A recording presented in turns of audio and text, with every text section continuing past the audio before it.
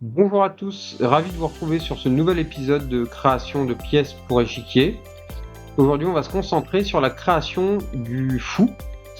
Donc, on va reprendre la même mécanique que la dernière fois pour gagner beaucoup de temps et on mettra quelques petits détails à la fin. Donc, je vais vous montrer ça très rapidement.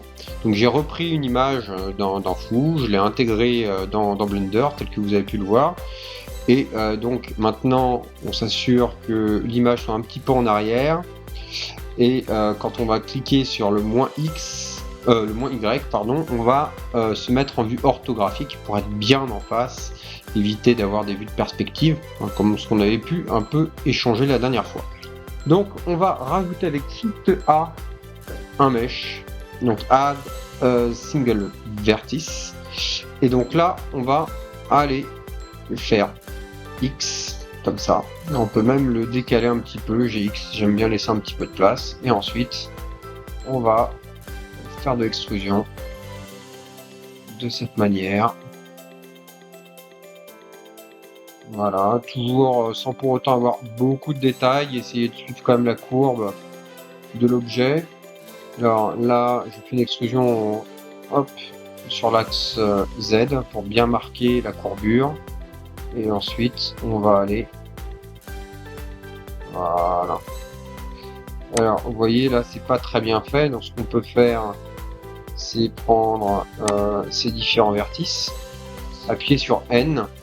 Et on peut faire du relax, ou sinon du curve, pour pouvoir adoucir la courbe, mais ça suffira largement. Ensuite, bon, de toute façon, après, à vous de voir à peu près la forme de l'objet. Hein. Et ensuite, on va faire la courbe de la pièce. Pas besoin d'en avoir beaucoup, hein, de vertices, parce que là, on est vraiment sur des courbes très peu pentues. Si je peux un lien ici, voilà, on va continuer. Hop, on valide. Extrusion. Encore une fois, donc extrusion, on clique, extrusion, on clique. Ils n'ont pas besoin de recliquer ailleurs.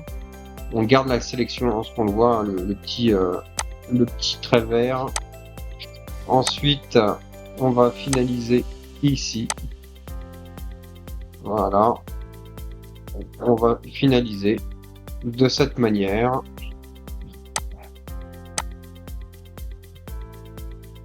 Voilà, donc là, on termine la courbe.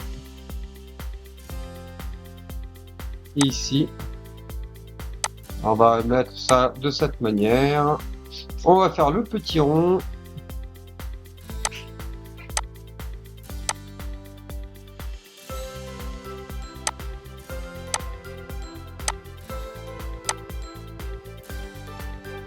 Une fois qu'on a fait à peu près la courbure de l'objet, on retrouve à peu près la forme du fou. Donc ça, c'est parfait. On va utiliser le modifieur qu'on va appeler Screw. Voilà. Donc là, on a un objet qui est bien net, bien rond, comme la dernière fois. On va retrouver des éléments un petit peu anguleux. Donc on va continuer à... Donc on va appliquer le modifieur. Voilà. Donc on a l'objet qui est presque terminé. On va rajouter de la subdivision de surface.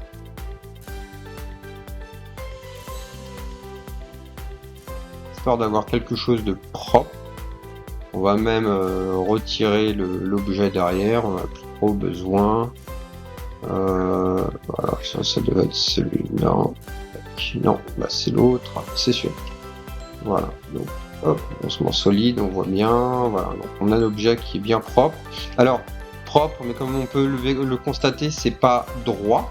Hein, c'est pas pour une impression, l'objet sera mal posé, donc on va s'assurer de faire des plis. On l'avait vu, hein, donc on a plusieurs façons de faire. On peut faire du bevel, CTRL B, on va pouvoir donc faire ça, et le fait de rajouter et être précis de cette manière, vous voyez, on a un objet qui va être plat, comme on le souhaite. On va double-cliquer ici, F. On va remplir les trous, comme ce qu'on a fait les fois précédentes. Voilà. F. Donc là, on a le fou qui est quasiment terminé. Alors, bien sûr, on peut aller marquer les angles, ce qu'on avait fait les fois précédentes. On double-clique. Et ensuite, on peut aller même dans Item, ici. Et on a cette section là, Min Crease, qui va permettre de marquer les courbures. Idem ici. Voilà. Et on va continuer à le faire de cette manière.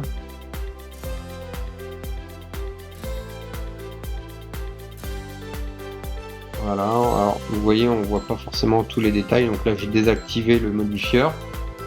On double-clique.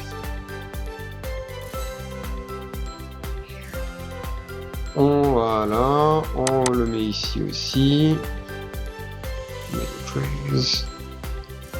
Et pour la dernière chose à faire, on va renforcer, voilà, le petit rond, et regardez, on a une pièce qui est parfaite.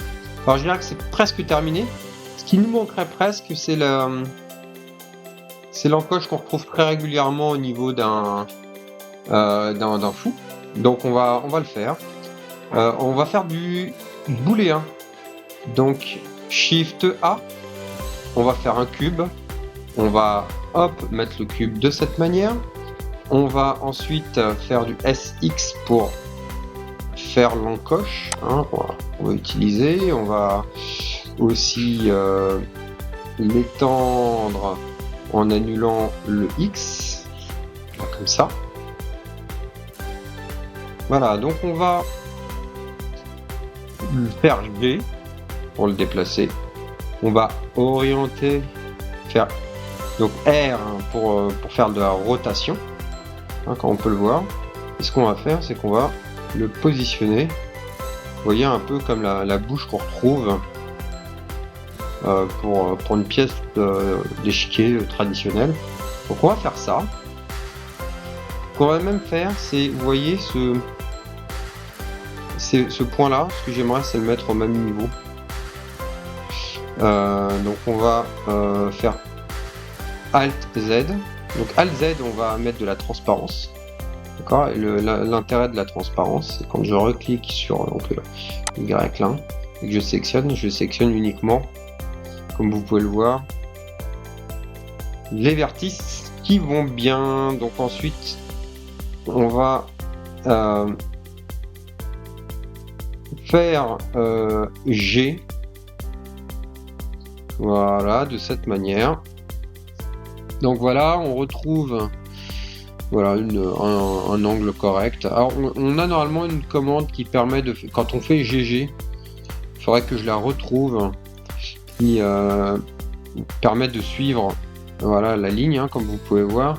Et normalement, il y a la possibilité aussi de le faire pour aller au-delà. Il faudrait que je retrouve l'action parce que je l'utilisais avant. GG. Non, ouais. Donc bon, je vous la rechercherai et je vous la transmettrai. Donc une fois que ça c'est fait, on a l'angle qui est positionné. On va faire donc du booléen. Comme à chaque fois, on va sélectionner l'élément que l'on souhaite donc prendre comme élément de soustraction et l'objet qui nous intéresse. On va dans... Alors toujours, je cherche un petit peu, voilà, la partie Edit. On va retrouver la fonction boolean et ce qu'on va faire, c'est faire de la différence. Alors brush, ce qui est intéressant quand on fait du brush, c'est que on va pouvoir continuer à faire la modification. En fait, c'est un modifieur ni plus ni moins, hein, ici qui a été créé. Et ce qui permet de, donc, si je prends ce cube en maillage là comme ça et que je le bouge, ça va agir sur ma pièce. en direct. Alors bon, là c'est parfait. On va pouvoir même appliquer le modifieur. Alors pour cela, c'est très simple. On clique sur Apply Cutter. Donc là, on a un élément qui est fait. Alors, comme vous pouvez le constater, c'est pas propre, d'accord, parce qu'on a appliqué le cutter. Donc, ce qu'on pourrait même faire, sans appliquer le cutter, voilà, le laisser comme ça, ce qui fait qu'on a quand même une coupe nette. Alors, on pourrait faire les plis et s'occuper du reste, mais finalement, on peut l'extraire directement pour ensuite lancer une impression 3D. Donc là, on a un objet qui est parfait pour balancer notre impression. Voilà, merci d'avoir suivi cette vidéo et on continuera sur une prochaine pièce.